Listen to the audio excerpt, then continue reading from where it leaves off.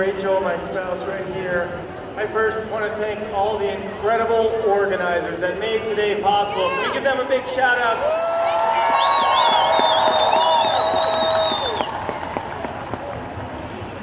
I also want to have everyone here give a big shout out to some incredible women here in Vermont who are political leaders.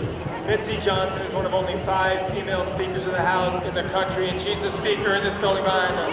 Give it up for Mitzi.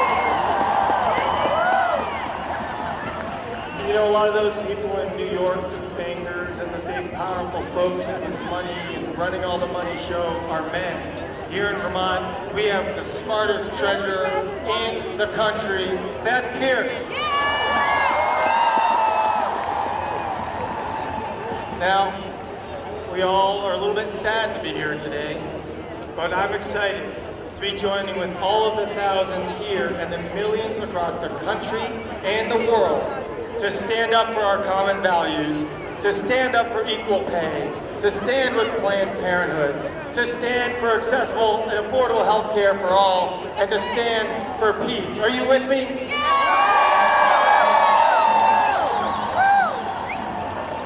Peace is critical. We must peacefully rebuild our trust and faith in our democratic institution. We must make sure that our democracy stands strong by making sure that the most vulnerable are not left behind. We must tell Washington that they represent all of us and not just the privileged few.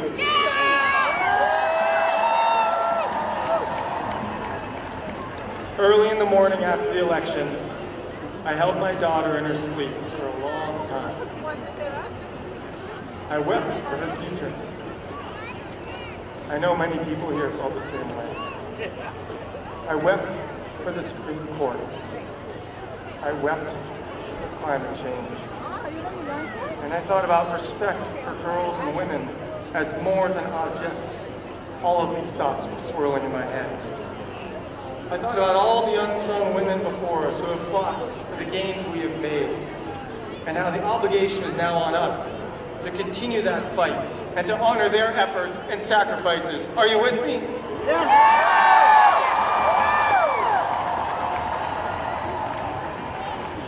I want to say there are millions of men across this country standing in solidarity with our sisters in this fight for equal rights and justice. And we will stand with you in the days and the months and the years ahead.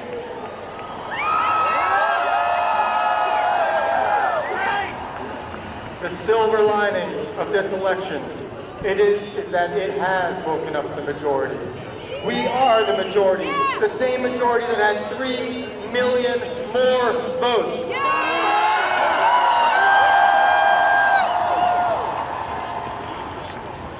And as your Lieutenant Governor, I could not be more proud to stand with you. Political leaders should never be heard saying women are objects to be grabbed in their wherever. Nor should it ever be a thought that crosses our leaders' minds, whether in a locker room, on a bus, nor anywhere.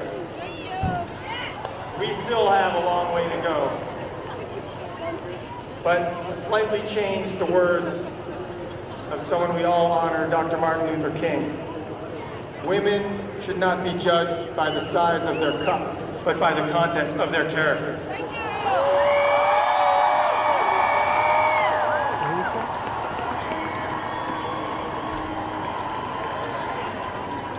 We are sad, we are frightened, we are angry, but we must turn this energy, as we are today, into action to change the course of this country. We can turn this new era into a great wake-up call that we all need to be more involved and take back our democracy from powerful money interests. We need to stay active, to support our public schools, to protect our environment, to protect reproductive health and freedom, to create universal health care, and to achieve fundamental equality for all people.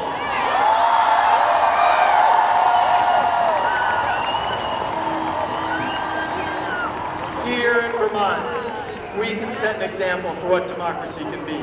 Everyday citizens need to become more active in contacting your representatives and the governor on these important issues. I am committed to working across this state to help people find your voice in our democracy.